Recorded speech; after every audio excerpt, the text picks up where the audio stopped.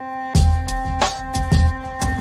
and gentlemen, Big Herald News.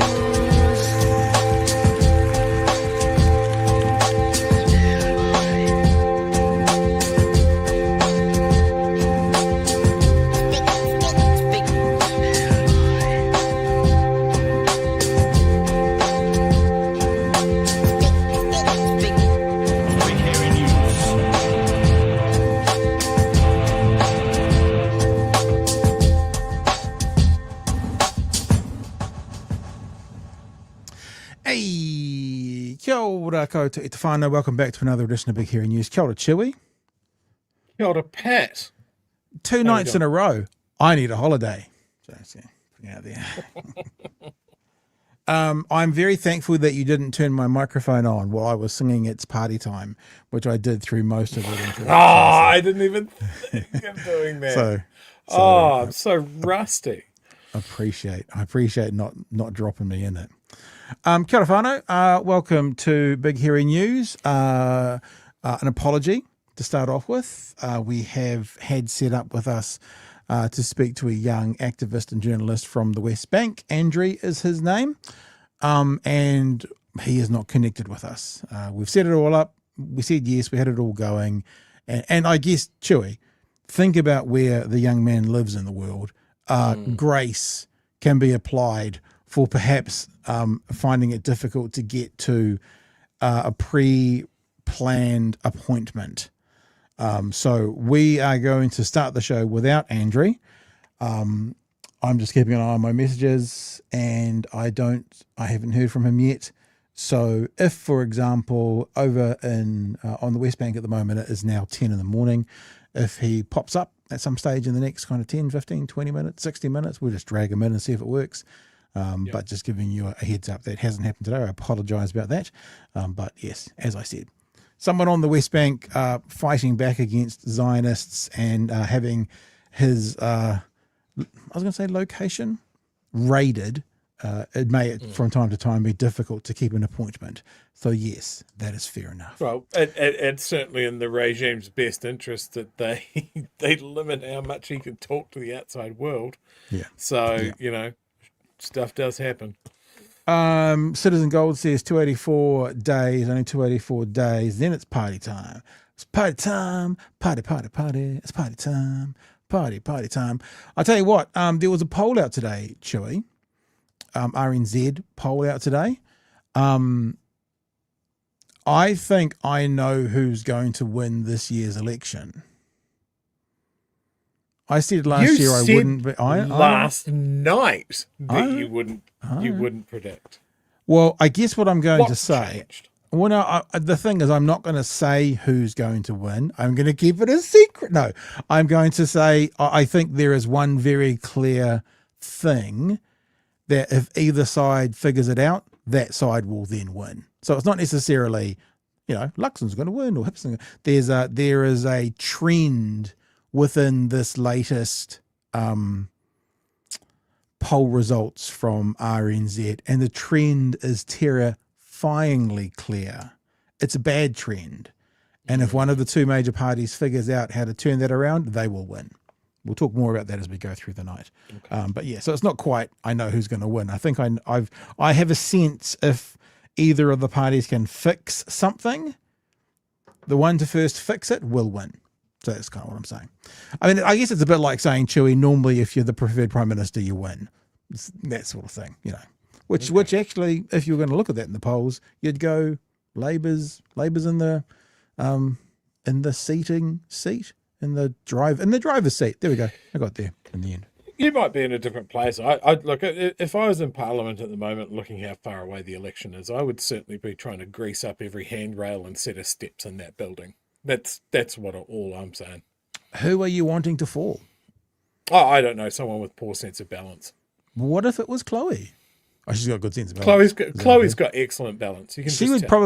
She'd float over the stair. I don't even think Chloe walks downstairs. I think she just kind of goes this ethereal float down the stairs. That's what I think probably is what happens. So yeah, you're probably right. She'll be fine. No, I'm just saying, like older people have poor sense of balance. Yeah. Yeah. Are you trying? Are you hoping and fingers crossing and praying for one particular octogenarian to have a broken hip? Are you trying to take him out? Look, certainly I wouldn't narrow it down to one Okay. octogenarian politician in the world. Okay. Like Okay. maybe this is the solution: is a Yeah. clandestine worldwide campaign Yeah. of greasy handrails and butted steps, and we can solve a lot of problems. Yeah. Butted steps is an interesting thing to say out loud. Butted steps. I thought so. That's why I said it. Butted steps. I quite like that. Okay, well, let's just do this to start the show because I've got a couple of extra stories that kind of came out after I was deciding what to talk about tonight, what we were deciding, and so we'll have plenty of content tonight if we don't see Andrew as I look at his TikTok messages again. No, nothing there. So yeah, we'll crack on, have a bit of fun, and cry a little bit. That seems to be the theme of the day if you look at the world at the moment, and then see how things go. Wanted to bring your attention, of course, once again to our, look, there's Andrew right there in the middle of our graphics, to our lovely new website. We're doing lots of things on the website at the moment. Me and Yoan are speaking. I was using typing as our form of communication. We're emailing each other. And a few changes coming to the website. This is the website, though, so if you haven't checked it out, you should go check it out. Of course, one of the things that we do now do through our website is shop through our website. The big thing to point to at the moment is the cups. The mugs are in town. The mugs are in stock. Our hand wash only mugs are in stock. We've basically got them for cost. They're not cost, but if you include the labour and the hours that went into packaging them and addressing them, they're basically cost. Because we just want people to have them. You guys have been asking for these for 3 years, so we thought let's just try and get as many out as we possibly can for you to have. And look, because we set them at a price that you can have one at your desk at home, you can have one in the kitchen at home, you can have one at your desk at work. You can give one to your neighbour as well, and everyone can send a Nicky No Boats to Nicola Willis. That's sort of what we can all do. But what I said this week is if you order this week, just for a bit of an extra thanks, and there is a corresponding sticker, like there is for the Chewy Fufu, the Four Hosts, the Nicky No Boats, and the Tax Works Less, I'll chuck a sticker in there for you as well. If you order the OG, the BHN OG, I'll put a random sticker in there. It'll be a surprise. It'll be a surprise that you won't know until you have actually checked this out. Also want to say huge thanks to all of our patrons. I'm not going to do it again tonight and do a massive big hard sell, but we've got some plans for this year. And the reason we're going to be able to have those plans, or at least even make some of those plans, is because of the patrons who have stepped up for a very, very, very long time. We have a new Patreon level. We're offering an opportunity for two businesses to become business patrons. Now, I said this last night. I don't know why this is showing in what's that called? US dollars. It's very bizarre. I don't know, because if I actually go to, I've got to take it off because I don't, all the behind the scenes stuff pops up. If I actually go to the place where I come from for that, so I go to the membership. Wait for me. Yes. So if I go to the membership, which I'll now come back to you guys with, you can see that they're all in New Zealand dollars. See, $5 a month, $8 a month, $15 a month, $35 a month, $50 a month, $100, $250, and the new one is the business patron. The business patron will get a tile at the start of the credits, like an advertising tile. And then the credits will roll after that. We're going to do it for a maximum of 2. There's already one company who has basically said, we want it, start of the new year, we're going to take it, new financial year. So sort of holding it for them, but, we'll talk it through. And also, I think from Producer Up, yep, merch is included. From Producer Up, you also get merch and some other little bits and pieces as well. Yeah. So if you're interested in being a part of us, you can be a part of us. Someone emailed me today saying that they're a patron, which is normally $15, and they got charged $17.50 this month. If anyone else has experienced that, let us know, because we haven't changed anything. Nothing on our end has changed, and I've put a query into Patreon. If that's happened to you, let us know on the email as well. All right, Chewy, is there anything else you'd like to do to kickstart the show, to get into things, to say good day, to say hello, to figure out what's going on in your life? No, let's roll. Yeah. Let's get into it. Put a bottle of Johnny Walker on a trapdoor. That's to get Mr. Peters. Under a big cardboard box with a stick in it. And a cigar probably as well. Yeah, maybe that hit him there. Or some Marlboro Lights. I don't know what he smokes, but yeah, something like that as A well. betting form. A betting form, yeah, that'd be good. This is Rolled how up you. newspaper. This is the best way to fool octogenarian voters. A idiot's guide to fooling octogenarian voters. Put that there. He'd go for that as well. A discount coupon for a pinstripe suit. I put a story up today because I thought it would be bigger news. Sometimes I have to kind of project what's going to lead the news in the night. And obviously Mount Maunganui, and that's leading the news still at the night. As we said last night, there's going to be some rumblings about inquiries, etc., and what's going on.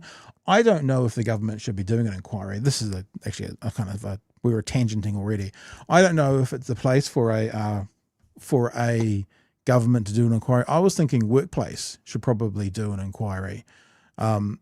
The government is jumping up and down about Hipkins, making climate change political. Hello, how long have you been telling your voters that you should? And I did have the thought. Now look, this has only come up since 6 o'clock, so don't hammer me if I'm way off base here. But maybe workplace safety would be the people to do the inquiry rather than the government. Because don't you think that then means you could end up politicizing Mount Maunganui, being sort of the heroes who are going to explain it all away and tell you what happened? I thought maybe workplace might be a better group to do it. The council aren't going to do that, I don't think, because the council owns the camping ground. So it's the council investigating the council. So that makes sense that they don't do it. But I don't know about a government inquiry either.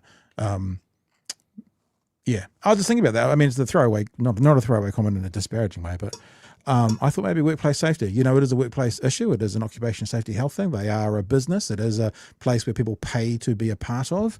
That might be the place where we start with some kind of inquiry. Any thoughts, Joey? Not that this is a topic for tonight. Yeah, I think, and I think there's a few people in the chat that are saying that workplace is investigating it. Right. So yeah, good instincts there. I think there are definitely, I think the council up there is doing an investigation into the process, because there's been, there's the call that came in early in the morning that went to 111, and 111 went, it's a council issue, but we'll pass it on, sort of thing. Maybe it went to fire and emergency. Council doesn't seem to have any records of anybody calling them about it, but they're investigating. I mean, that's really scary when I heard that so someone phoned in that something was happening, and everybody passed the buck, including 111 and fire and emergency. That's not great, and I hope that that's not correct. Yeah. It's also one of these things, and I was going for a walk with the dog and my wife today, and we were just talking about it. And how many times in our lives do we hear weather bomb coming, best stay at home, stay off the roads, risk of this, and we ignore it, and nothing happens, and then you get a situation like this. And I'm not saying anyone ignored anything because the message wasn't there, but you get an issue like this, like potential slips, and then this happens, and it kind of reminds us all how flippant we are with official warnings and how often we ignore them. And unfortunately, it seems like these people didn't get a chance to ignore the warning. The warning didn't come through, but it just goes to show how when things can go wrong, how horrific they can end up being. And maybe it's a bit of a wake-up call to listen to your civil defense, listen to your weather warnings as they come through. Well, you've just reminded me of something that I saw today. Is News Talk ZB is banging a drum at the moment. Oh yeah, over migrants, whoever's to blame here, right? They're looking for someone Muslims. To blame. Now, they should look inside their own house. Remember the last time we had extreme weather, and News Talk ZB hosts Kerry Woodham. Kerry Woodham was just going, it's just stupid. We'd never need these warnings. It's just a bit of rain. People fucking died. Yeah. And they have put into that space that these warnings are excessive and unnecessary, which tells people that they can ignore them, that sort of thing. It's good that we get warnings now. We didn't used to. You know, it was just like, oh, there might be a bit of rain. Now we're getting actual things that come out as a standard. You know, here's a weather watch. And I know certainly down here, the council here has, I love how the Dunedin City Council does it though, right? Every time they put out a warning or a watch, they explain what that means. And they explain it in the terms of cheese rolls, because we're Otago, and that's the only way that we ever intake information if it's in the form of a cheese roll related graphic. So a weather watch is we have all the ingredients for a cheese roll. Right. But the cheese rolls might not happen. Yeah. Whereas the weather warning is the cheese rolls are fucking here. And it's so tenuous in terms of weather, but I love it. It's interesting to hear about how warnings go out. Tangent from the tangent. FEMA in the US have asked for weather reporters to stop using the word ice, or stop focusing on the word ice in their weather reports, having some concerns that there might be. And I watched Jon Stewart this evening on YouTube before he came on, and there is a delicious, what do you call it? Not mosaic, when you put a whole bunch of things together, make a big long line of them. Anyway, of weather warnings, just which are the perfect response to also the ice warnings from Minneapolis. Just before we go on from the tangent, in case people don't know, the reason when Chewy said News Talk ZB were talking something and I said Muslims, migrants and Māori, is that when I work there doing talkback, every now and again I'd go, so this is another 3M night of talkback I see. We're going to talk about Muslims, Māori and migrants, and my boss told me to stop saying that. But I thought it was funny and accurate. Okay, so I don't know how we went there, but we were talking about what we were going to talk about. I'll just make a really awkward segue into the thing we were going to talk about, which didn't really make the news, hasn't really featured much in the news. I wonder if that'll pick up on it tomorrow. I noticed today there are a bunch of people, including the Prime Minister, responding to yesterday's news that we talked about with Phil Goff about the non-response to Donald Trump, etc. So maybe we'll see this one coming up tomorrow, which is what this government is doing with the Building Act. And there's some concerns about it. And Chris Pink seems to have got his hand caught in the cookie jar a little bit by explaining what it was. But as we always say, the devil being in the detail, because some of these ideas sound quite good until you hear that there's a part of it where the government goes, but we can ignore all of that if we choose to. Homeowners could be left exposed as government gives itself an out on requiring new build warranties. Homeowners, thanks to the New Zealand Herald, by the way, homeowners could be left covering the costs of defective work on their properties once an overhaul of the Building Act is complete. The government plans to give itself the ability to temporarily suspend the requirement for consumer protections to be put in place in the building sector. If the provider of these protections bail out of New Zealand or their offerings become too expensive. So what they're basically saying is, and I'll go through more of this article, is that if you buy insurance, right, the government gets to decide where the insurance company has to pay out. That's pretty much. So I mean, think about your car. You've got insurance for your car, and then all of a sudden the government can go, well, from now on, we don't require this insurance. And if you suffer ill effects of something in that time period, then you're not covered. It's a bit reverse, but have a listen. In November, the government announced it would require those who build or renovate their homes to buy warranties or insurance on the building work. Sounds okay. If it decided, it would also make it mandatory for professionals involved in building work to have professional indemnity insurance. Sounds okay. Think about leaky homes, for example. The government wants to ensure the various parties involved in a build can access the funds required to cover the costs associated with any problems they are responsible for. Doesn't sound terrible, although it does sound a little bit like we're gonna remove ourselves from things like EQC. So when the next earthquake comes, we're not going to have to cover that. You could read that into it. It is changing the law so that those responsible for a defective build must cover their share of the cost. Sounds okay. Currently, all of those involved in a defective build are jointly liable. If one can't pay, Whoever is still standing, usually the local council that issued the building consent, picks up the tab. So think about leaky homes. So the builder has closed that business down. They no longer exist. So they're not liable because that business doesn't exist anymore for the leaky home. Council picks up the tab. Various governments have in the past considered changing the liability regime to prevent councils from being left paying for problems they didn't cause. Well, actually, if you change the laws around leaky homes, you did somewhat cause them, but we'll keep going.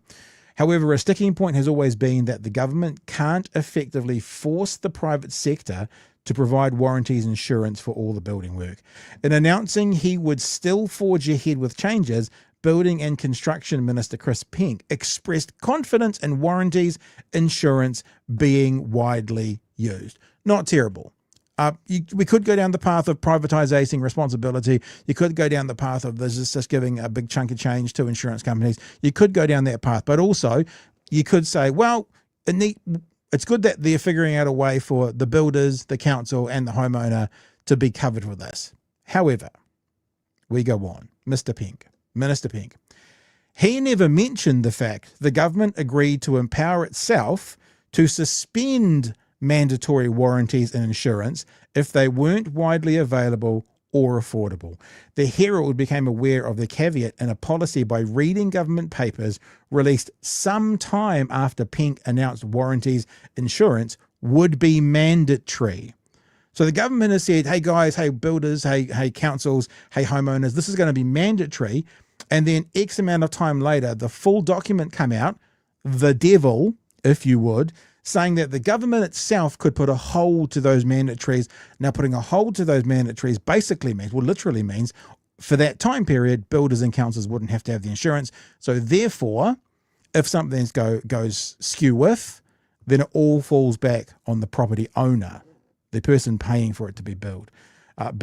Cabinet agreed a suspension could be imposed at any time for up to 2 years. It could then extend it for another 2 years. Lots more information about this, but I thought we should hear from the Homeowners and Buyers Association. Their chief executive, Roger Levy, completely opposed the shift in liability, fearing homeowners risk being left exposed, especially if the requirement for warranties insurance was suspended. He said government was short-sighted and the law change would have significant impacts downstream.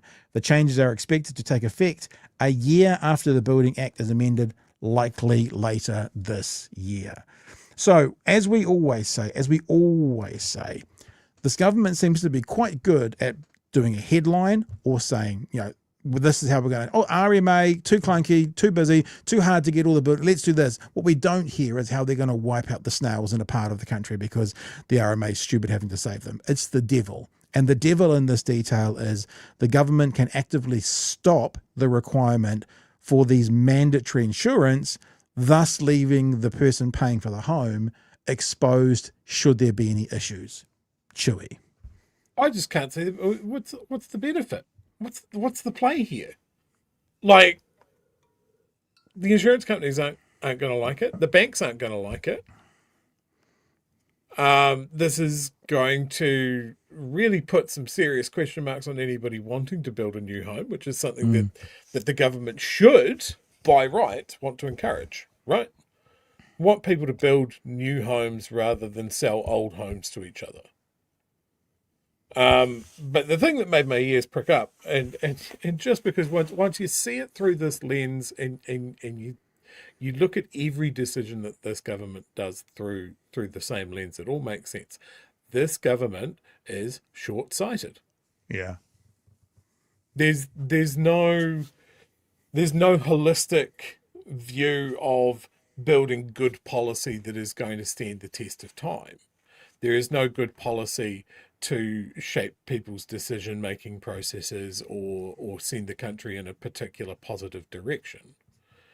It is the actions of a bunch of carpetbaggers just trying to feather their own nests to the benefit of whoever is fucking whispering in their ear at the moment. Like it's so odd. It also seems that the government brings out certain policies that again be careful how I say this, can sound like they've got some credibility on a certain level. But then you go, what's the follow-on from this? So, for example, the not working for family, sorry, the KiwiSaver, the increase in contributions to the KiwiSaver sounds, however, sounds good. So my concern with that is that a step towards no more pension, because they're basically saying to you, we're gonna front load your pension, and then when you get there, there's not going to be any. I'm not sold on the idea about mandatory insurance for everybody. Like why the owner or why the builder of a building or builder of a home has to get insurance for the builder's shitty work. Like it should be liability on the builder. That should be, but let's just look at it more broadly. People might be more covered and be easier to get money back or to get insurance back should there be a problem. But also, is this a step towards a government saying, hey, the next earthquake in Christchurch, we're not going to pay anything for that. Local councils are insured for it. The builder's insured for it. The homeowner's insured for it. You guys are going to cover that all now. Yeah. Is this a step towards and I'm not trying to be conspiratorial saying it's happening tomorrow, but is this a step towards, for example, and you can insure the ground, there's the end of EQC. Yeah, like it's interesting that you bring up the KiwiSaver changes, because it's in my mind a perfect example, right? And it's just the core is a good idea. It's like, we need to boost people's savings because we have a problem that we've all acknowledged and everybody's been aware of for 25 years now, that the super scheme cannot handle the population bump that's going to retire. So we come up with KiwiSaver. Great idea. The government contributes because the benefit is for the government at the end of the day. They're not going to have to stump up as much. But then we get a short-term minded government come in and they get rid of the contributions, or they lessen the contributions. And then when they realize how much they fucked it, they're like, oh, okay, well, we're going to force people. We're going to say a couple of good things that make sense. You need more savings in there, and we're going to help you put more in. And we're going to point at someone doing a better job. We're going to point at Australia and go, well, they do much higher contributions. But we're going to leave out the bit that those contributions come from the employer. And it's just a bit fucked. They've taken a good idea and they've screwed it. It's a very American way of doing things from a government point of view. Come up with a good system and then just corrupt the fuck out of it. It's user pays. It's a version of user pays. It's if you want to get healthcare in America, have health insurance. If you want to build a house, you better make sure you've got house insurance before you own that house, in case that preparing of that house, the building of the house, falls over. So, and this is why I say it doesn't sound terrible. Like if someone said to me, I like Apple products, and they always ask for you, do you want that Apple Care at the end of it, which I don't normally take, but I got some, I think they're AirPods last year at some stage, and the Apple Care was like $29 on top. And I'm like, yes, that's fine. I'll because then I'm sort of covered. My dad sold life assurance, so I'm sort of in that world of having insurance. It doesn't really faze me. I think it's a good thing. So I'm not necessarily saying it's a bad thing. If someone said to me, this house is going to cost you, I don't know what they cost to build. I looked at a house 10 years ago and it was already $700K to build. Not that we did. Let's say it's $1 million to build this house, right? So it's $1 million to build this house. All the risk is on you. Or it's $1,050,000 and you can insure it against everything. You'd go, sure, $1,050,000. No, of course, no questions whatsoever. So again, it's like the devil is in the detail, and of that detail, there's more devil in that detail to find out what it actually means. Isn't this the kicker though? Isn't this the absolute fucking kicker?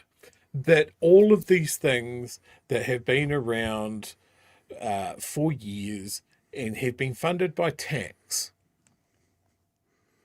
right? The idea of EQC, if your city gets smashed or a landslide takes out your house, EQC comes in and goes, oh, yep, cool. Well, we're a big insurance company, basically. You pay your taxes, we insure your home. As long as you've got some sort of insurance, then, this is what we do. You pay insurance, money goes to the fire department, because of course it does. You know, but when we get into this, if you get sick, well, you've been paying taxes, so go to a public hospital. And this is what I think so many people have lost sight of when they go, oh, we need less rates or we need less tax. Blah, blah, blah, blah, blah, circular argument, round and round and round. And then turning around and going, well, maybe I will get private health insurance because the public hospitals are on their knees. Maybe I don't want to pay as much rates because for some reason at the moment, I don't see any value in what the council does, particularly for me. Me. You know, these are conversations that people never used to have in our parents' generation, right? They didn't nickel and dime the roading budget, as an example, because it was all through the Ministry of Works and that sort of thing. You know, and maybe there were downsides with that as well. But is this any better? I would argue no. No, it's not. And it really, the cracks really show when we have a big event like a weather event or an earthquake or a mass casualty event. And as I mentioned many times, there is a big one that we're staring down the barrel of that I think nobody is debating. And we are just constantly rolling the dice that the main fault is not going to go tomorrow or 6 months from now. You know, we need hospitals, we need resilient infrastructure, we need communication links and roading networks and all of these sort of things. We need redundancy in this country, but nobody wants to pay for redundancy because why would you pay for something twice? It just made me think when you were talking about our former generation and user pays. It's a little bit of a tangent, and I see people in the chat are paying tangent taxes, which is good on you. If you want to see what a boomer who is like, I want what's mine, I ain't paying for your stuff. You know, that attitude you were talking about, you know, Luxon and talking about this American model and this Trumpian model. If you want to see an example of it, then you have to check out this podcast called The Necessary Conversation. The Necessary Conversation is unbelievable. It's a family, brother and sister, who are liberal, and a mum and dad who are Trump lovers. MAGA. And it MAGA is cult. It is unreal. And it's unreal to listen to, especially the dad, which is just like, fuck you, I don't want to pay for it, fuck you, you know, and obviously he's being a little bit facetious when he talks about it. If his brother dies in wildfires or his son, dies in wildfires, and because he lives in Los Angeles, then too bad. And if that sounds like it's too much to get a hold of, then go check out Hassan talking to them. So Hassan did a live podcast with them for 2.25 hours, where he had the brother and sister, or the brother with him, the sister and the mum and dad on the other side. And Hassan's really a funny man. So all the way through, he was wearing his MAGA gear to try and ingratiate himself with the dad, like that kind of stuff, with the dad on the way through. So, but if you want to see an example of fuck you guys, I only want what's mine, and I'm only going to look out for me.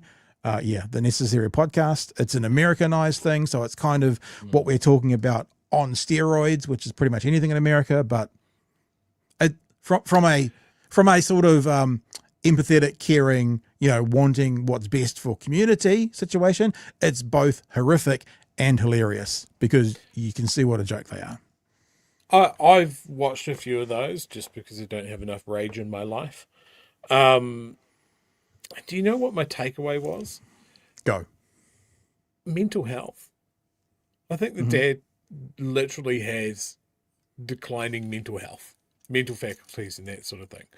And I think it's a controlling relationship. So the wife is going along with it because she always has had to. And now it's real.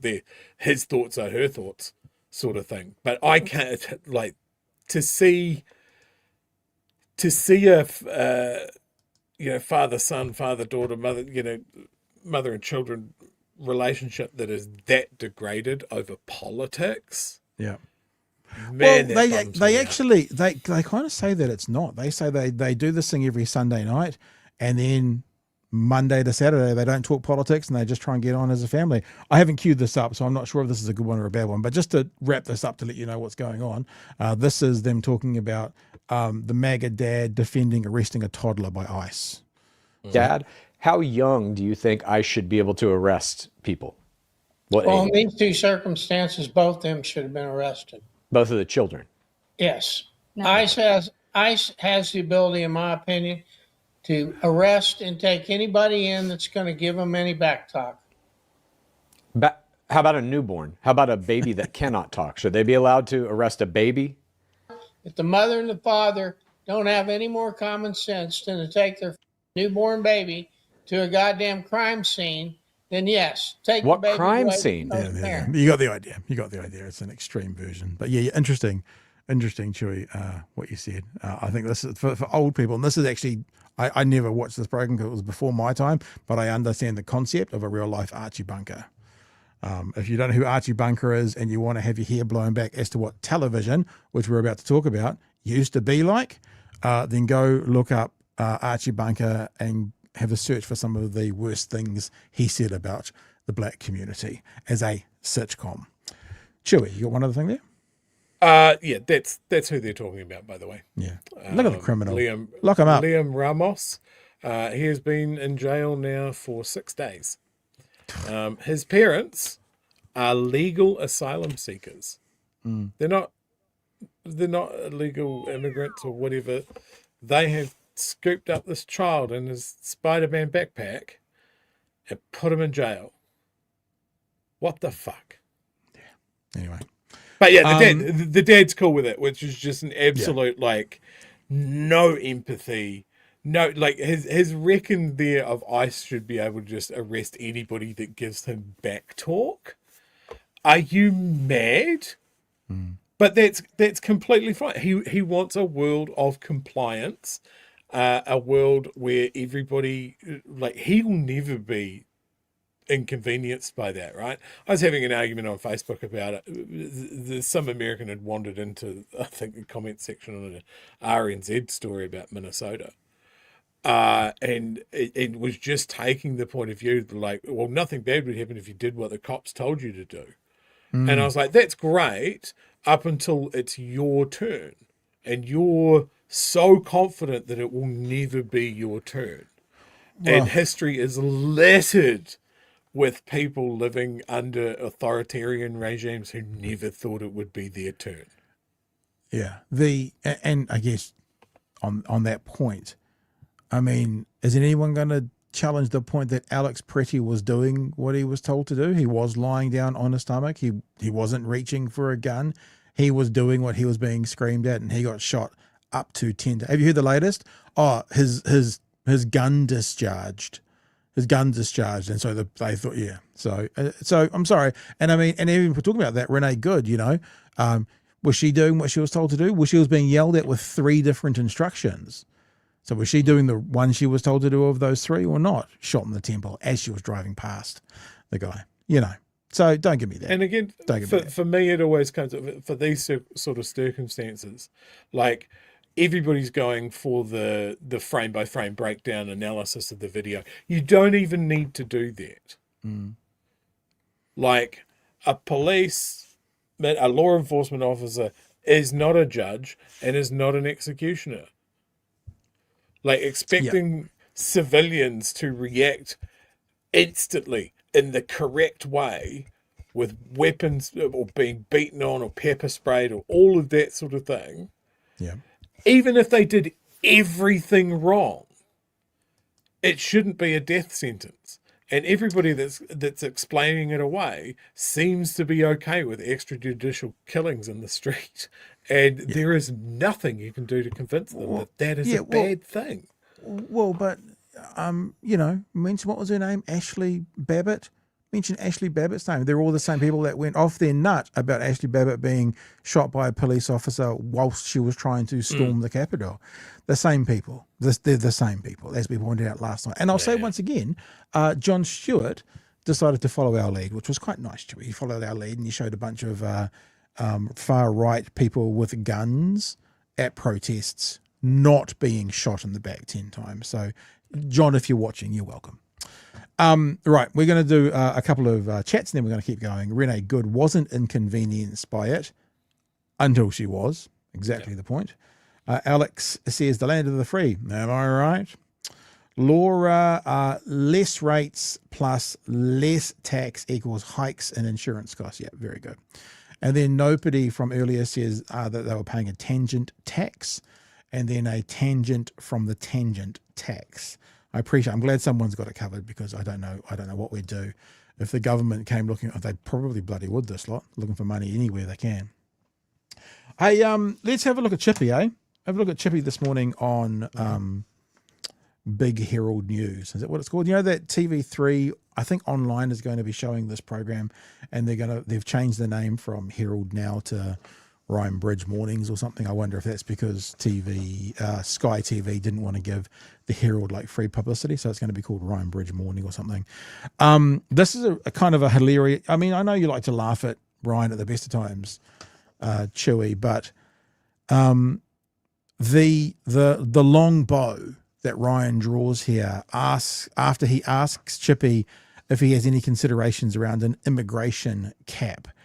Chippy gives, and let's be fair, a fairly bland political answer, non-answer, but Ryan decides he knows what that means. Are you considering an immigration cap? We haven't set out our immigration policy for this year's election. We're working through that at the moment. Is that on the table? Finalised. What my overall objective here is not to necessarily say we shouldn't have immigration, because actually I think immigration is healthy for New Zealand. We're a country of migrants, and our migrant community contributes an awful lot. And frankly, most of us are descended from migrants, and so we should always celebrate that. But we've got to make sure that we are setting ourselves up to thrive. And that does mean being honest about the fact that we've brought in a lot of extra people into the country, and we haven't actually prepared ourselves to cope with that. Just as a precursor, this was also talking about the free trade deal with India. That was the genesis of this conversation. And there are some people who are talking about what access this will give Indian natives or Indians from India access to citizenship, or certainly to be able to immigrate to New Zealand. Brought in a lot of extra people into the country, and we haven't actually prepared ourselves to cope with that growth. I wonder how, so you're actively considering a cap on immigration. I wonder. What? Where did you get to there? Did you pick that up? So you're actively considering a cap on immigration. So you're actively considering a cap on immigration. That was his takeaway. One more time. I wonder how, so you're actively considering a cap on immigration. I wonder how Winston would feel about that, cutting his lunch. Well, you've just literally made that one up, Ryan. Well, you didn't rule it out. I mean, what am I meant to do? Well, ruling things out doesn't mean that not ruling things out doesn't mean that we're actively considering them either. I think that you're taking a bit of creative license there. So you're not considering it? Well, as I've said, I haven't actually spent a lot of time looking at the immigration policy yet, so hasn't been top of the list. All right, very good. But look, it's a ridiculous bow that he just drew then. But I will say this: when politicians refuse to answer questions, you do leave gaps open for people to make conclusions of their own. So what Chippy's probably saying is, we haven't talked about that yet. Probably true, obviously. We haven't made a policy about that. Probably true. But he could also go, it's not something we're going to focus on, I don't think, this year. Like when you leave those gaps, I think Ryan's just given us like the extreme version of it. But when you leave those gaps of not quite answering a question, you do open yourself up for being, well, if you're not saying this, you must mean that. Although in this instance, it was way off track. What you got to do with Ryan Bridges is just lull him into his false sense of security and start off with, look, what I'd say to you, Ryan, is this. It's not a priority at the moment. It's not a priority, and the ugly conversations about immigration will just come to the forefront if we're using something as blunt an instrument as a cap on immigration. And has There's any always has an ugly any, conversation when this comes out, right? but has we- any political party in the last couple of decades massively and significantly changed immigration policy? Probably not. I mean, other than extreme examples around COVID, but in general, probably not. So, would anyone expect a massive, generational change? Probably not, but not according to Ryan Bridge. Well, he's one got it thing I sorted. find, because I spent so much of my summer break hanging out on National's Facebook page, I did notice something really interesting. Where Luxon is copping flack from the right wing, and that is his pandering to the Indian community and the Sikh community. I hear you. Is there are people on the right, there are dyed-in-the-wool blue voters that do not like it. And I think there is a danger there. And I'm always really careful when we start to talk about this. Like, whenever New Zealand has had waves of immigration from a particular culture or a part of the world, there has been problems. And I'm not talking about problems for New Zealand society. I am talking about that shift. Okay? And we've had Europeans post World War II. We've had Vietnamese, Cambodian people after the Vietnam War, all of that sort of thing that came in waves. At the moment, it seems to be the subcontinent, India, Pakistan seems to be a big focus. And a government needs to make some decisions. And it can be, if it's done poorly, it can be done heavy-handed. It can be a choice of where do we need workforce? Where do we have places for these people? Do we want to concentrate a wave of immigration in one place?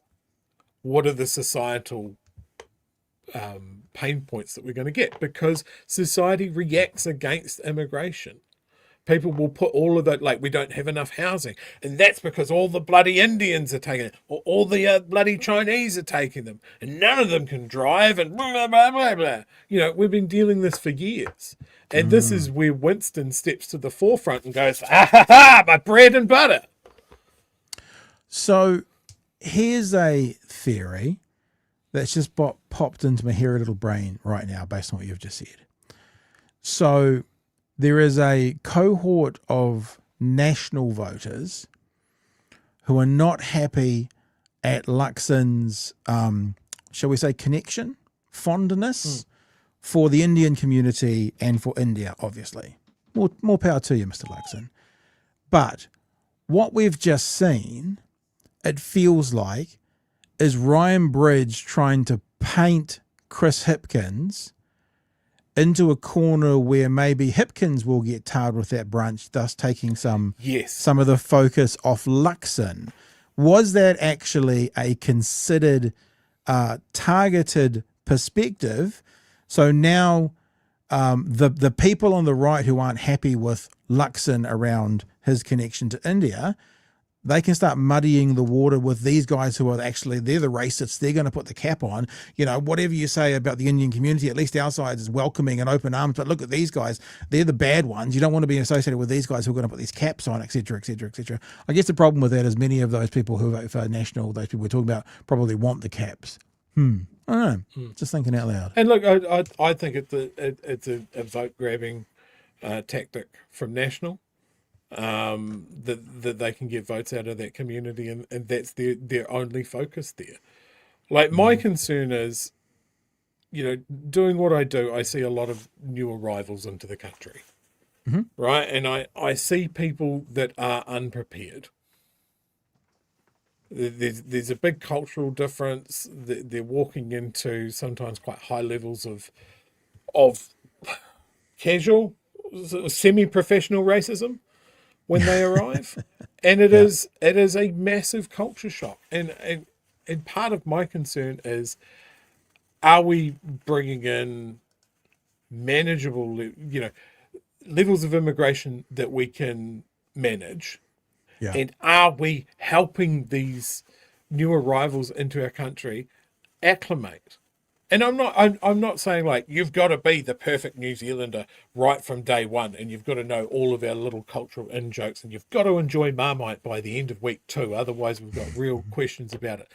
When it comes to immigrants and refugees, the focus on the first generation, the arrivals, acclimating and assimilating, I think that is something that doesn't happen. Their kids, though, that's where you want it. You want people to be bringing their children up in our society and putting the values on things that we find important.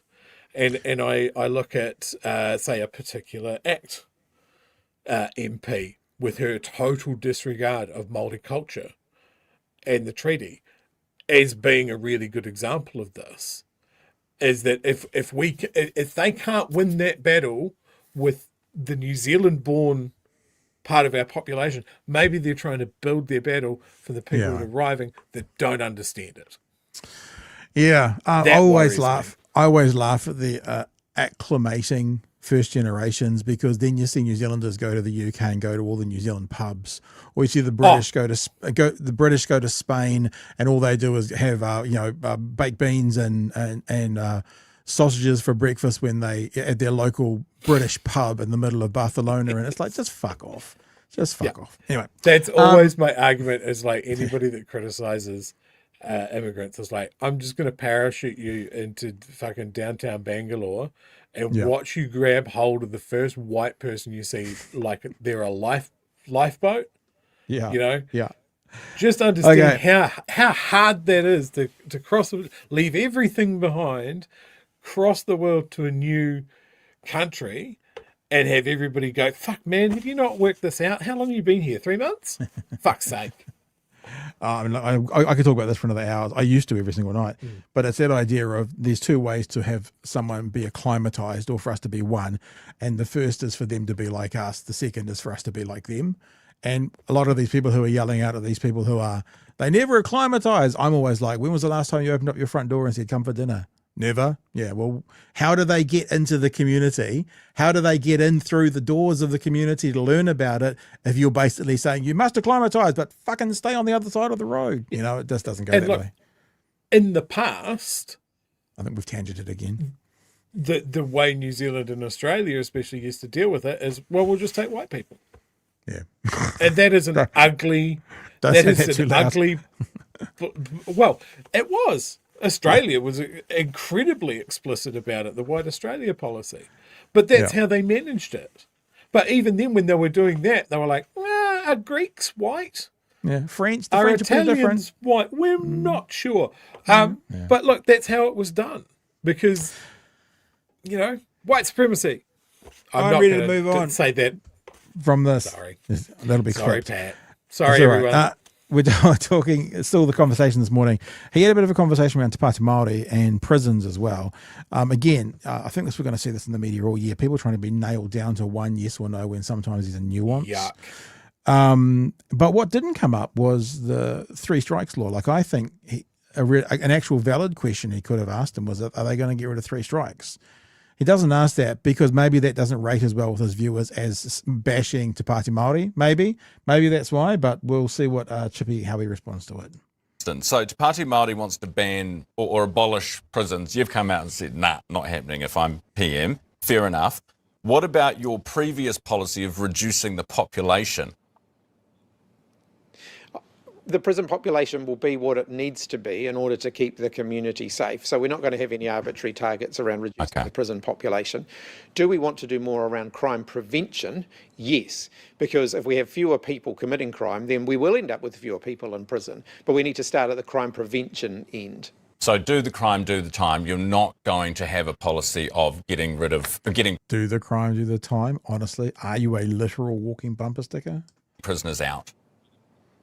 No, I mean, Okay. we do want to do a better job of rehabilitation because there's a lot of prisoners who end up cycling through prison. 100%. They're out and then they're in, and then they're out and then they're in. We've got to do better at rehabilitation. Yeah. We also have to look very closely at issues like remand. A lot of people are ending up in prison on remand for a long period of time while they wait to have their day in court.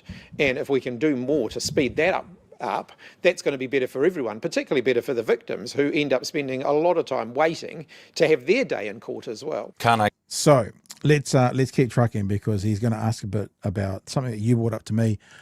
Either, I think maybe once we'd finished the show, Chewy, and that's Te Pāti Māori's conversation around working with Winston Peters. So that comes up in this conversation as well. And I think the one thing we've learned in the last 6 months is that it's now kind of understandable that Labour in particular are not going to sidle up beside and be gentle with Te Pāti Māori. No matter what we want or what we like, I'm just saying from the optics of it, I think that's they're in a very different place. I mean, we can hold our hand up and say that, you know, Chippy shouldn't have been doing this and that towards the Greens or towards Te Pāti Māori. You can see now with the troubles there has been in Te Pāti Māori why Labour would want to distance themselves from it. And I don't want to be too blunt, too early and too negative in this election cycle, whānau, but the narrative around Te Pāti Māori might be the thing that decides this election. It might be the thing that keeps a second-term right-wing government in. Now, I'm not saying good, bad, or indifferent. I'm just saying that the narrative that gets portrayed out in the population might be the difference. Might be. Might not be as well, but, you know, been doing this for a long time, can see that being just another hurdle. That's all. It's another hurdle for the left to overcome. Doesn't mean it's insurmountable. It's just the step's just a bit bigger with the narrative that's been painted around Te Pāti Māori. So let's have a look at that. Te Pāti Māori working with New Zealand First. What about Labour? Would you work with New Zealand First? What's going to go on there? With that. Now, let's come to Winston, because even Debbie at Te Pāti Māori is saying they could work with Winston Peters if it means getting rid of the coalition government. Now, I find it so hard to see a world where Te Pāti Māori is happy to work with Winnie, but Chippy won't tell us either way. You've got to remember, Te Pāti Māori spent 9 years in coalition with the National Party, so this is not entirely a new territory for them. Well, it also is pretty new territory, because Te Pāti Māori version 1 is very different from Te Pāti Māori version 2. I mean, it would be like saying this National Party is the same as John Key's National Party. We know they're not. They are in name, but not in presence. I think that's probably fair between the two Māori parties now and then as well. I've said that we'll set out before the election where we've got areas in common with other parties, where we could work constructively with other parties, and the things that are just no-go zones for us. Now, other parties have only just started setting out their campaign platform for the election, so I think it's too soon to do that. And ultimately, you know, voters determine the makeup of the next parliament. My message really clearly is if you want to change the government and you want that to be a good, strong, stable government, then vote Labour. World Health Organization, do we stay in? Do we get out? Does it need reforming? We have to stay in the World Health Organization. You know, we spend, you know, if you think about what New Zealand contributes to the World Health Organization, it's a tiny fraction of what Winston Peters lobbied for in terms of tax breaks for tobacco companies.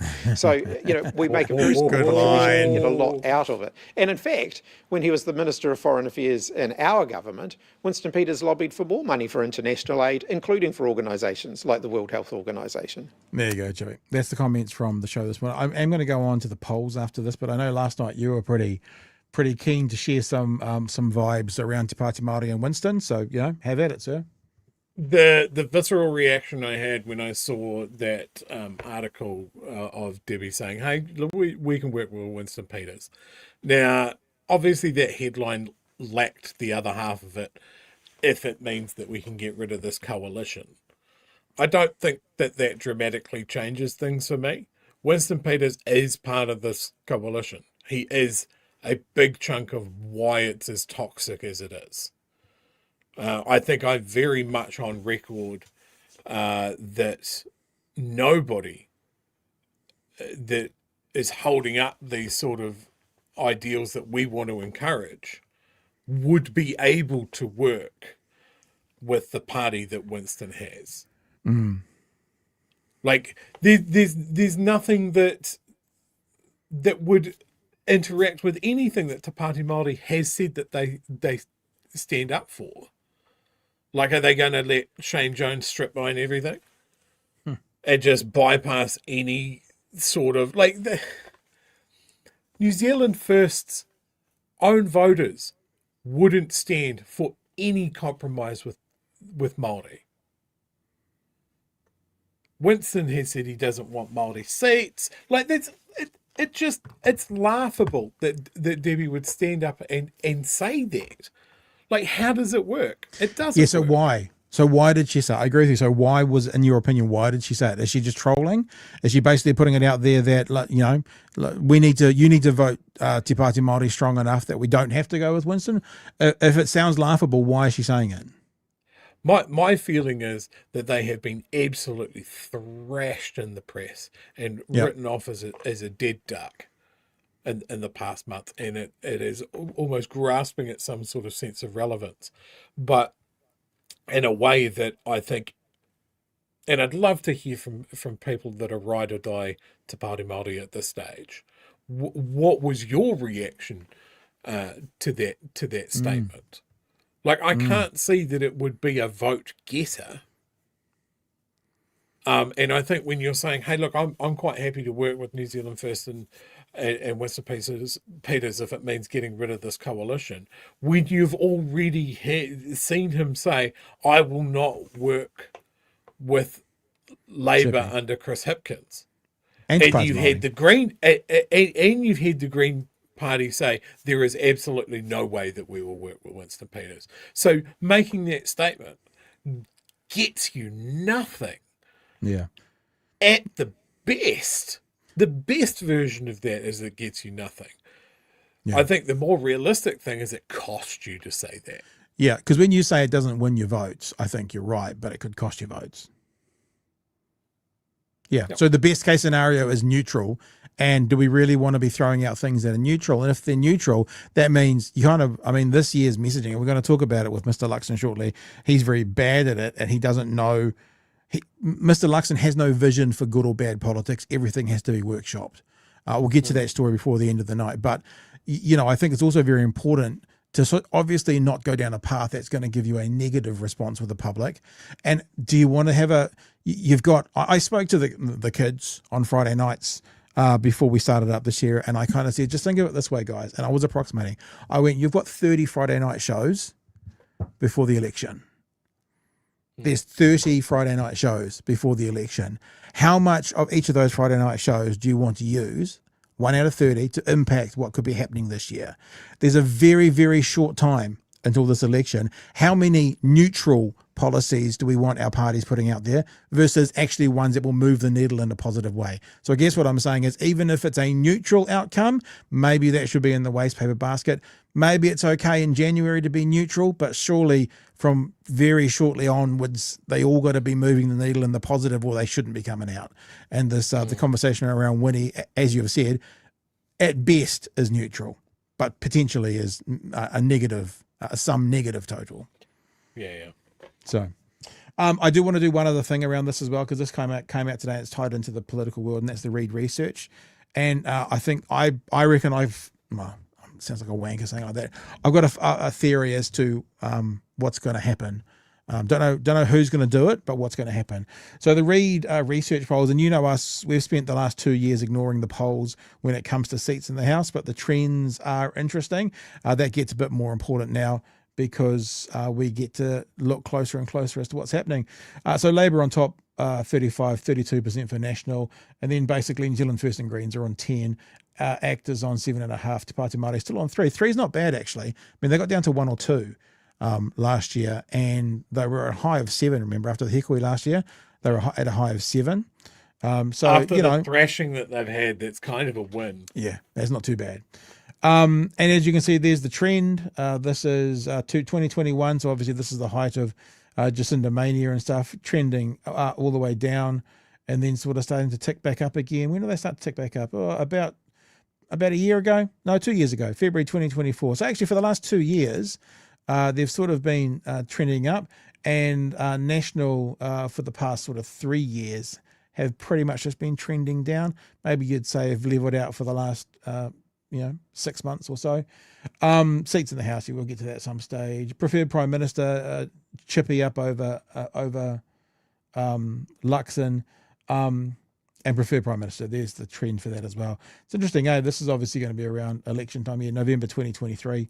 Luxon was riding high in the polls. He stayed up there for a little while so he stayed up there for about a year, and then it's just been a down trend. Me and Chewy had lots of conversations at the last election about chances are you need to be preferred Prime Minister for your party to win. It's not quite as black and white in that, but it is a pretty common trend. And so this downward trend should be very concerning to the National Party, and this upward trend, even though there's a bit of a dip there, should be quite exciting for the Labour Party. And there is the favourability, like plus minus favourability. And as you can see under Jacinda again, like 78.5% favourability. I don't even know the maths you could do to do that. And at the time, National was nearly minus 40. I'll tell you something, Chewy. This is the thing that I reckon. Let me bring it up. And I thought I'd made it full screen. I'll do this then, make it full screen. I'll do it live. So tell me what you notice right here when Chippy took over, and right here where Luxon took over, to do with the plus minus favourability of both of these guys. What do you notice? Do you notice how it's basically an identical downward spiral? Okay. Yeah. No, and this is the thing that I'm wondering. So both Chippy, who started up here, and Luxon, who started up there, there's a little peak in the middle and stuff, but they have both had, in this one poll at least, about an identical, look at the parallel lines there. Look how they're parallel all the way almost.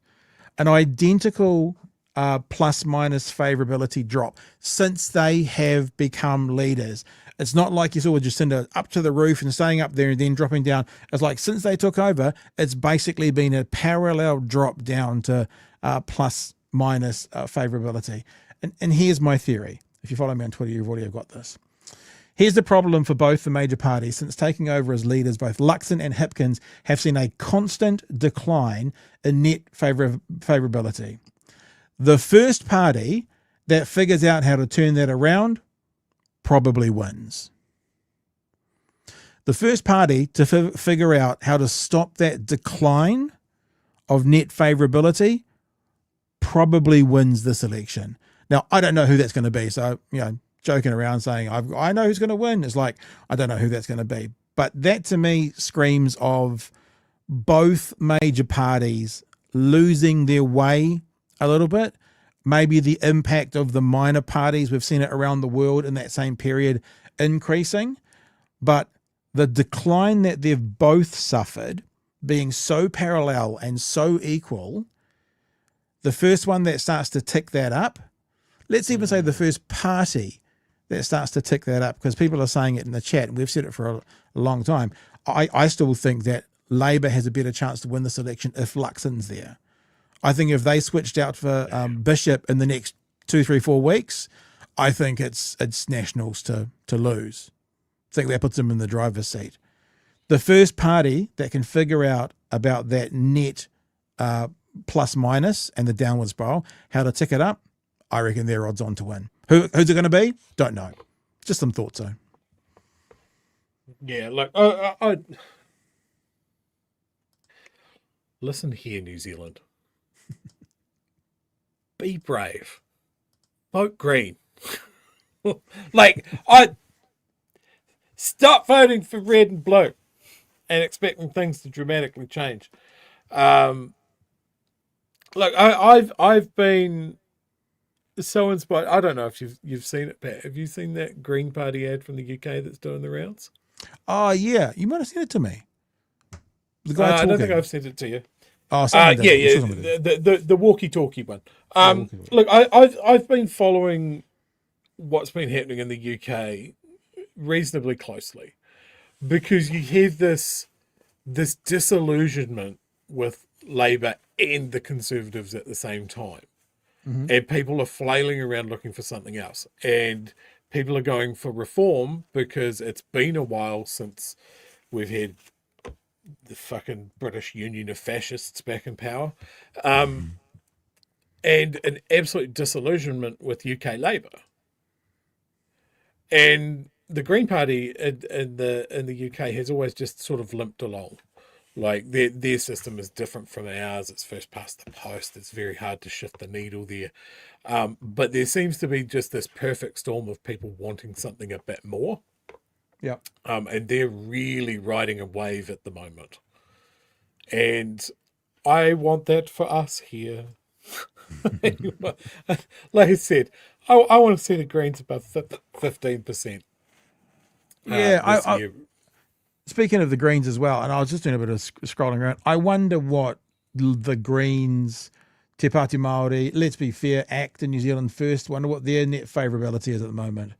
Because for these guys, it's not shithouse. I mean, Labour's just in the positive by 0.9, Nationals under by negative 14. So some might go that's a 15-point advantage to Labour. But we look at the trends.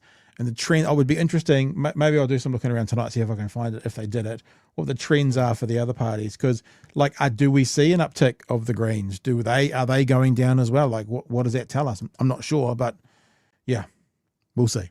We'll see, whānau, we'll see. I'd love Greens on 20, not this time around. I'll accept that any higher number. Like that'd be great. Like I had 20, I had 20, I had 20, I had 20. Do I hear 21? Yeah, Do I hear 21? No. And just remember that old mate Seymour was on like 0.9% like 4 elections ago. And let's put him back there.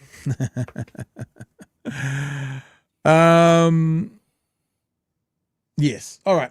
Let's do some other stuff. We'll do the fun thing last. We'll do the TV thing last, eh? We're going to talk about TV tonight, 100 years of New Zealand television. There was some stuff I wanted to talk about last night, but we were just busy with important things and we couldn't be flippant. So, we're going to do it tonight because there happens to be a story that makes it. I don't know. Chewy, can you check that starred comment? I don't know whether I'm just a bit oversensitive to thing. Do you understand what that means? Because it could be taken in a certain way. Remember that... that leak, a recorded phone conversation with who's the yak farming former national leader? Bridges? Bridges? Yes. Yeah. Remember that phone call leaked? And they were talking about who was more useful for the National Party, and they were putting a value amount on the ethnicity of the voter. That is what that's referring to. Okay, so you've got the context of this funnel. I just hate the word Chinaman. I'm more useful. Yeah, it's a gross comment, but yeah, it's a direct quote. From that leaked conversation. No shade to you, Brian. I just wanted to double check because I didn't have the context. Hey, let's have a look at this. This is not a big story, but it's a ridiculous story. How about our Prime Minister being on the board of peace after his invitation by Donald Trump? Are you going to explode? Sorry, are you going to explode? Okay, shh. Bear with me. We're not playing the whole story. Ooh. We're just doing 1 minute and 10 of this story. Christopher Luxon. Now, this is, I said earlier, he has no vision. We'll play it first. We'll get to that shortly. Our hairless leader alongside the yellow-haired leader, perhaps, on the board of peace. The Prime Minister is still considering an invitation to join Trump's board of peace to oversee Gaza's future in the wake of Israel's war on Hamas. A bloc of Muslim-majority nations have joined up so far. Even Israel and Russia's leaders have been invited. California's Governor Gavin Newsom posted this image in response to Trump's board of peace, and the president's former right-hand man said this. I heard about the formation of the peace summit, and I was like, is that PIEC?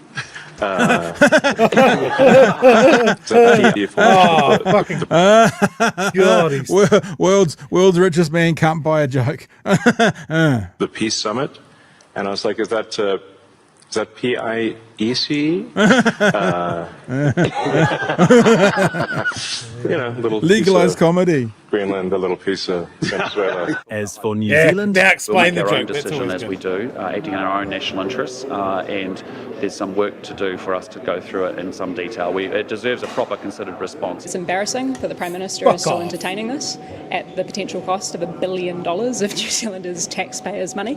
But more than that, to set up an alternative institution to the United Nations in which Donald Trump gets to install himself as CEO of planet Earth. The idea that a New Zealand Prime Minister would in any way entertain being part of that is just embarrassing. I would rather have a government process that deals in facts rather than political posturing, which is something that Chris Hipkins has been pretty good at lately. But anyway, it's funny that he would say political posturing and then point the finger at Christopher Hipkins when talking about Christopher Luxon on the Board of Peace is exactly that. Now, this is the thing, right? Christopher Luxon has no intuitive. He's not intuitive when it comes to politics. No he needs political instincts at all. He needs to workshop everything, because we could just, I don't know, if we had maybe we had a quote somewhere from Mr. Luxon talking about spending New Zealand money. I don't know if we've got that anywhere handy, but maybe we would. We want a government that cares about how every single dollar is spent. Yeah. Because every single dollar the government spends is ultimately a dollar from your pocket. And to think it's New Zealand would pay $1 billion for you to sit on what is basically a board, Mr. Luxon. You think every single New Zealander would like $1 billion New Zealand dollars spent on that. But he has no intuition. He's not intuitive at all when it comes to politics. He needs to workshop everything. So of course you say no. Of course you say no immediately. And even though we sit more comfortably, obviously, on their side of politics, Chloe and Hipkins were bang on that it's an embarrassment. You are aligning yourself on some level with Putin, Mr. Luxon, by saying that. Without saying, of course we wouldn't put ourselves on a quote-unquote peace board. You should have done the air quotes, Mr. Luxon, about the peace board, somewhere that Vladimir Putin could end up. Or Benjamin Netanyahu, the man you said, if he set foot in this country because of international law, he'd have to be arrested on the peace board. So please, come on now. It does fill me with fear, though, because love them or hate them, love them or hate them. If someone is both intuitively, if their intuition is missing, they don't know the political way to answer things, it actually means if they get put in a situation, let's say on an international junket or something, where they need to answer something and they don't know how to, that could actually be very bad for the country. If you can't answer that country, that softball answer in this country, that softball question in this country, in front of a quote-unquote friendly media, please get out of the Koru Lounge. Please don't go overseas and cause an issue for us. It's just embarrassing. Why would you want to be on that board? I saw several comments that were basically riffing on the same thing. It's always a good idea where two of the people that you want to be on your board of peace can't come to Switzerland and speak to it because they'll instantly be arrested for war crimes. That's not a good start.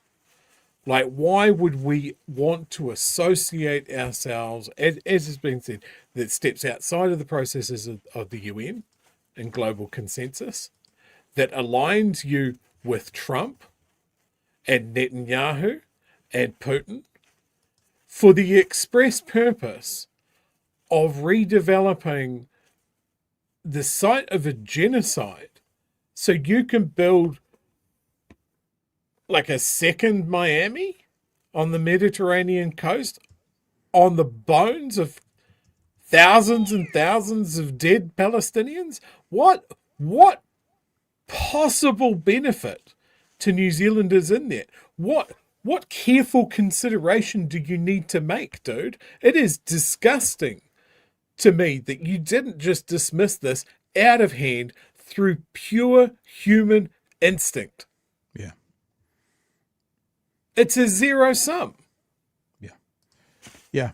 Talk about putting out policies positive, negative, neutral. Mr. Luxon, that was negative. That was a negative. It's super negative.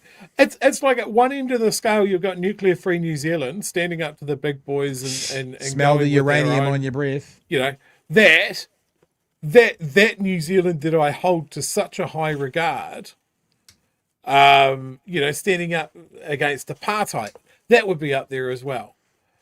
We need to consider whether the French nuclear testing in the South Pacific is, you know, blah, blah, blah, blah, blah.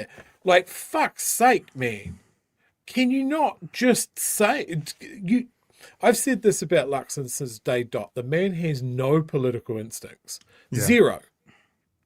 He can't game the stuff out in his head. He can't seem to naturally look at something and go, yeah, this is good for me or good for the country. Doesn't get it. Just doesn't get it. Couple of chats that have come in. Ian says, late fee, g'day whānau, aro hanui koto. And Laura says, Hipkins could win if he grows a beard. Really? Really? Is it a beard that would be the winning thing? You don't think about international leaders. There's not many with beards. Or there's not many that don't rule the country with an iron fist. They don't have that have beards. All pretty clean shaven, This is your reminder to go and watch The Dictator, by the way. It's a great film. Hey, let's do one last story. It's a bit more of a fun one, a bit more of a lighthearted one, and we'd like your input in the chat, whānau.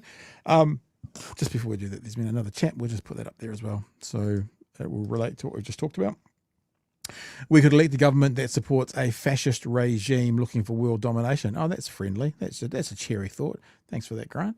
Okay, so it was on TVNZ tonight that television turned 100 years old. Happy birthday to you. TVNZ hasn't put that story up on their website, so let's just grab another one because it's not really about watching the TVNZ story on it. It's about talking a bit about TV. I experienced an interesting revelation over the holiday period when I found out, and I know that we all know this, but maybe sometimes there's a you know it, and you go, I now understand it. People talk about television being dead and television being kind of yesterday's news and this, that, and the other thing. And I guess, Chewy, if we were talking about television, because I watched it on my laptop, I don't think we're talking about Netflix, are we? We're not talking about Netflix that have Netflix programs made for Netflix, because that's a streaming service. And yes, you watch it on your television, but I also watch YouTube on my television. And I watched a series over the holidays, and I was actually sick for a week. It was quite nice, actually. I had a bit of a flu, but it means you had to stop. So I spent sort of 4 or 5 days sitting on the couch watching TV and watching the television, but not watching television programs. See what I did there? And there's a new program with Claire Danes called The Beast in Me, and it is freaking amazing. If you haven't seen it, I can't recommend it highly enough. The Beast in Me with Claire Danes on Netflix is an absolute rip snorter. But the other thing I wanted to share, Chewy, and I really just thought about this as a bit of a recommendation. Like, I was thinking yesterday of telling you guys about some of these things, but now with the anniversary of television, I'm like, I've now finally got it. So I used to watch a television program back in the day called Overhauling. Overhauling was one of these programs that was, you know, you had a classic car, and they took your classic car, Chewy, and they made your classic car. You didn't know they'd take you. They stole it, and they made your classic car look beautiful. A guy called Chip Foose, and it required a whole studio, multiple camera shots, you know, editors, everything. And it's really fascinating because there's a guy on YouTube called Marco. Marco is an artist. You guys might watch Marco with your missus. You know Marco? So Marco is an artist. He is he's a pretty loose unit. He does things like he walks around neighborhoods, knocking on doors, going, "Can I paint your bedroom? Can I do this? Can I do that?" And he started asking people if he could paint their cars. So this is Marco. What's that one there? No, I don't think that is. Oh, it is. So Marco is walking around his neighborhood, and he asked if he could paint this guy's car. This is the guy's car that he asked to paint. This is a YouTuber. And I kind of went, holy crap. I used to watch television that did this with a full setup, a full crew, a full everything. There's the car. He's a YouTuber. And he's not a car enthusiast. He's an artist. He's a YouTuber. And I kind of went, oh my goodness, this is sort of something that's sinking in now, that television is dead. That show Overhaul, which I used to watch, I don't know, 100,000 an episode, maybe more. Marco, who was an artist with his own camera, his own phones, all that kind of stuff, it took him a lot longer, but did exactly what mainstream media, mainstream television used to do. He's a YouTuber, Marco, yeah.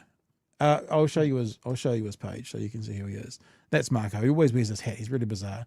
Asking strangers to paint their car, asking strangers in Europe to paint their bedroom, asking strangers in Italy to paint their bedrooms. My $46,000. He paints sneakers and stuff as well. That's kind of where he started off on, if you want to go check him out. On top of that, Chewy, my favorite television program at the moment is a YouTuber couple that I found called Expedition Rove. Now, these guys have gone all over the world, like all over the world. You can see them standing on their car there, the big thing. But just in the last 3 or 4 months, they've decided to settle in, I think it's in Idaho, and they've bought a 1980s house with everything included. And this series is about them fixing up the house. And when they say everything included, people love that. It's this. It's like that. They bought it from a hoarder. So with rotting things, this has become I don't know if it's I don't know if I can speak on behalf of the missus, but sort of our favorite television program. And it's a YouTube show. And it's fascinating. And we can't wait. Every week we're like, oh, Monday, because they release them Sunday, their time, Monday. We get to watch a new episode of this. So this is not television. Television is dead whilst it's 100 years old. One more for you. This is my favorite travel show at the moment. My favorite travel show is a New Zealand comedian called Joe Drummond. And he is, I think, part Fijian, part Māori, I think. And he is traveling through the southern states of America on TikTok, learning about America. Fun fact, Pat, I know him. This is the first time he went to Walmart. I have never seen something so outrageous. Outdoor down there. First time at Walmart. You guys didn't hear Ash. She said bakery, clothes, outdoor. None of those things related. None of those things are closely related. I love that. And then Grocery part right here. Right next to clothes. Is that weird? That is the most insane thing I've ever. This is one of the best travel shows on television at the moment, and they're in 3-minute blocks. He goes to a barber. He has cornbread. He's like, the only time I've ever heard of cornbread is in the movie, so he goes and has cornbread. And watching him travel through Atlanta in the southern states of America, basically, and I know it's not my culture. I hate the term black for Americans. It just feels like you're purely by color. That's all you're doing. But anyway, talking about being black in America, but not black American, and discovering what that means. Goes to a black gospel church, that sort of thing as well. So I just thought it was really interesting. Yeah, boiled peanut's amazing, that video. Boiled peanut. It's really interesting that at the moment, after seeing that television is 100 years old, that probably my favorite television show, streaming as a streaming show called The Beast of Me, which we've finished actually. It was only one series, a limited series. And then on YouTube and TikTok are the content I consume at the moment, which I enjoy the most. So television is irrelevant in my life, and it's 100 years old. Now, I gave Chewy a heads up on this because I didn't want to have all these examples and stuff to spit at you and leave him going, oh, I should have thought about this. I just think it's fascinating that this, and like for the first time, I'm like, holy crap, my favorite travel channel is on TikTok. My favorite home renovation show is this 2 young couple. They're not a big channel either. We've got more views than them overall, but it's really interesting to see that them driving through Africa has got like about 1/10 the views of them renovating their house. So it's found some algorithm that's picked them up, and now everyone's getting to see them. It's an interesting time, and you should go check all of those things out, Whānau, because they're all really, really good. Chewy, any thoughts? Yeah, so I mean, it's a classic example of old media versus new media, right? You know, you can see extremely niche content. Yeah. When it's not on broadcast media, when there isn't a commercial or what will our advertisers think about this, or how we're going to check the ratings and that sort of thing. That's always been the advantage of something like YouTube. We wouldn't be doing something like this without YouTube, or if we were, it'd be a lot more difficult. Things are always developing and changing, and I think legacy media, we can talk for radio, we can talk for broadcast TV. He's always struggled to work out how to bridge that gap, to go from saying, well, we put the news on at 6 o'clock and everyone in the country watches it. That's fucking gone now, right? Well, and yes and no. I mean, 700,000 people still watch TVNZ News. Like, it's not gone. But It's just it's different. Be dead soon. I'll be dead soon. Like, I can't remember the last time that I watched broadcast television live to air. Yeah, me too. Other than sports, I've done a few sports. My wife is in the living room now watching the latest season of the US Traders, because she's finished the UK Traders, all in one sitting, probably. Like, the idea of live to air media, I think, is dead. And I think the advantage when you compare that to something like YouTube, like my own viewing patterns, right? The stuff that I want to see is not commercially viable in a free-to-air broadcast TV sort of fashion. Like, I would watch a 10-minute segment, like you said, of this guy experiencing American culture for the first time. Atlanta, Specifically Southern US black culture, for the most part. He's just got such a wide-eyed style to it. Yeah. The parts where he's in New Orleans for Mardi Gras and that sort of thing, and just not only how he's reacting to their culture, but how they are so welcoming to someone from New Zealand. Yeah. It is heartwarming, and it's tiny little bite-sized sort of segments, and then I would bounce from something like that to one of my favorite YouTube channels, Corridor Digital, breakdown of VFX and so on, how to do all of these little Avatar tricks, 3, that sort of Avatar thing. 3 the other day. And then, because I might be feeling freaky, I might watch an hour-long PowerPoint presentation on how the war in Ukraine's going from Peru. I know that channel. Yeah. And this is fun fact, by the way, just since I've casually and so smoothly dropped in a reference to the war in Ukraine. Did you know? This is what I've learned from one of these crazy channels that I watch. The Ukrainians gamified killing Russians with drones. They put a point value on taking people out, and then you could spend those units that were doing this work could spend those points on better gear. They literally turned video game styles into an active war. Now they've tallied up the points from last year, and I've got the number here. Hang on, I'm gonna actually grab it so I'm saying the right thing. Oh, just talk amongst yourselves. Where's it gone? Fuck, I've got too many tabs. Anyway, the takeaway here is through that program and through drone strikes alone, Russia has lost almost exactly the same amount of manpower that the US lost in the entirety of the European phase of World War II. Wow. Last year alone. 2 drones. Wow. Now, I'm not going to find that on TVNZ News. I'm going to find that on YouTube. But yes, I think the ability for someone to come up with a show idea, run it on the cheap, upload it on YouTube, and it will find an audience. Put it up on the internet. And another really good example for this, I know you're a big Warhammer fan, Pat. Yeah. I love the hammer. A few years ago, someone started putting up computer animated clips, little short, couple minute long, but very, very high quality Warhammer 40k story called Astartes, with no hype. Just put it up and people would just start sharing it around. and then the next piece would come out a couple of months later.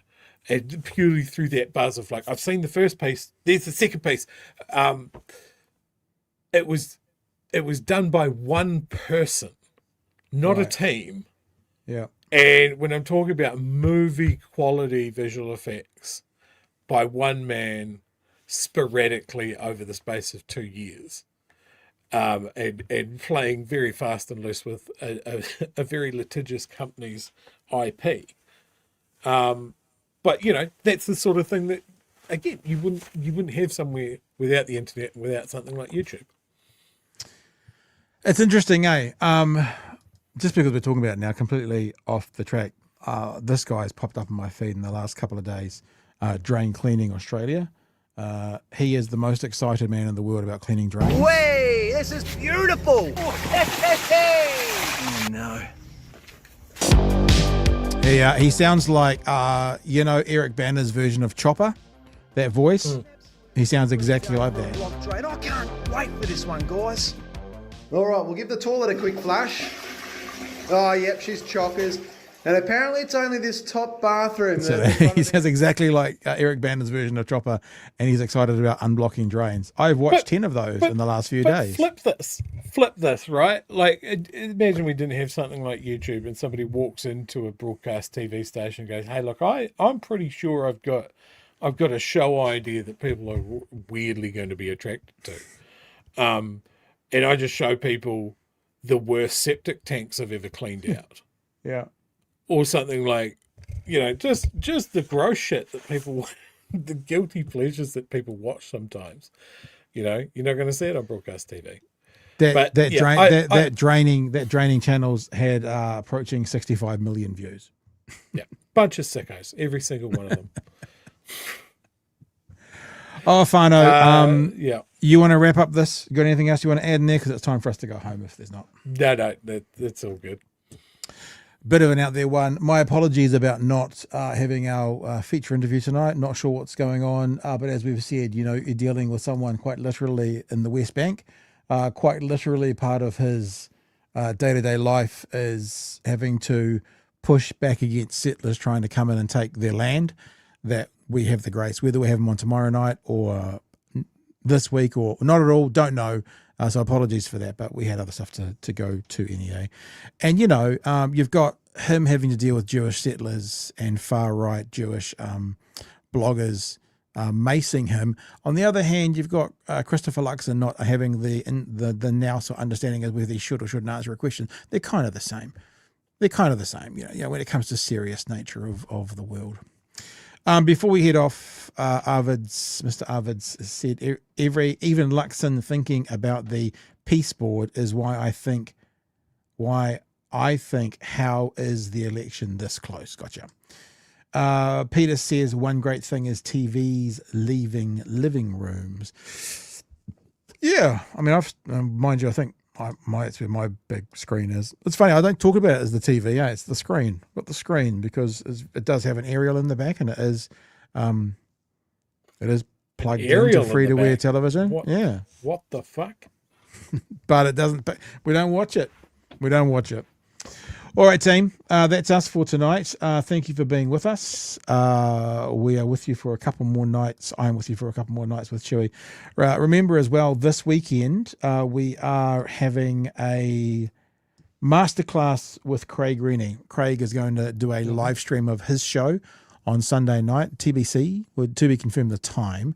I'll try and remember to talk to him tomorrow to give you some updates. And what we'll be doing is Craig's been approached by a lot of people wanting information that then they can use in their conversations. So I said to Craig, well, let's do a masterclass and let's do it live, which means you guys will be able to interact with Craig and ask questions.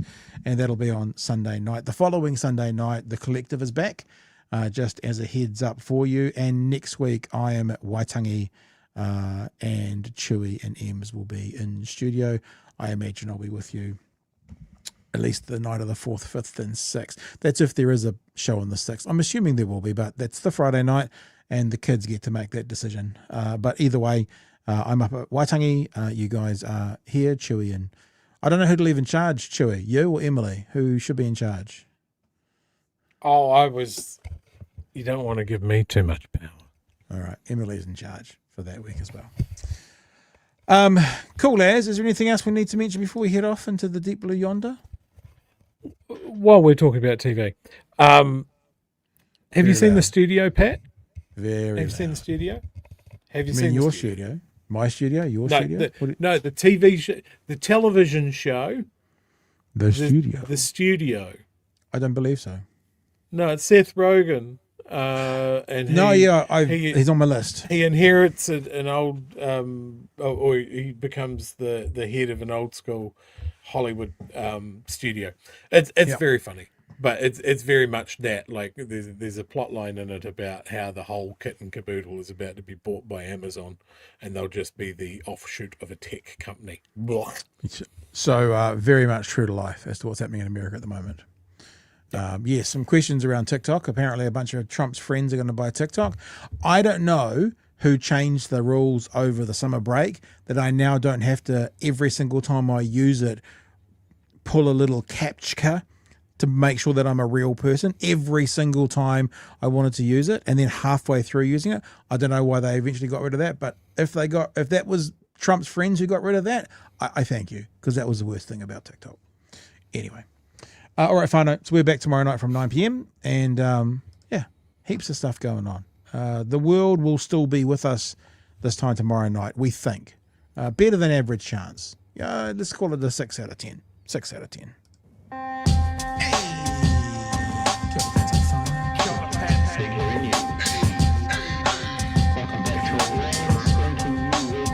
Help us settle a debate, whether it be thoughtful or funny, even if we're all creatures of hate.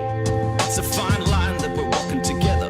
For better, push aside the temptation to berate. Let's take a note of the corners we stand in. As many points as the hairs on my chinny chin chin. When the news that we're watching is hairy, knowing all the things that we need to be wary of. Like the rich have the hand out for rewards, while the many have to work at what they can't afford. And the rest of us ain't paying attention, or maybe have questions we're too worried to mention. Other media is still dwelling on trivial facts, vetting bees from the rice and the mice from the rats, and picking and choosing a warpath to run, and linking ourselves with the hill to die on. It's gotta come down to a welcoming vibe, with an A and a self and a higher in mind. All heavily, neither this way or that, and will be analyzed by butchery and pat.